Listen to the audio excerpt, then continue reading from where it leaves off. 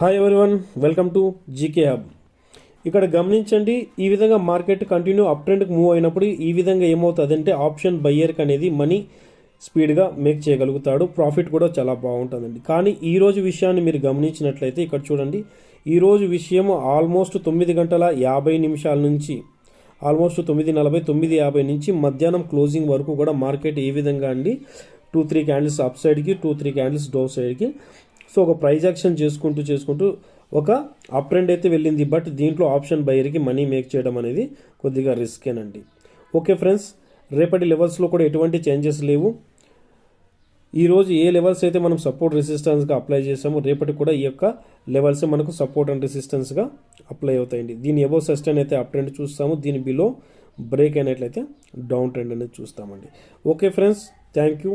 Night 9 గంటలకు live ఉంటుంది, attend చేయండి. థ్యాంక్ యూ ఫ్రెండ్స్, జై హింద్.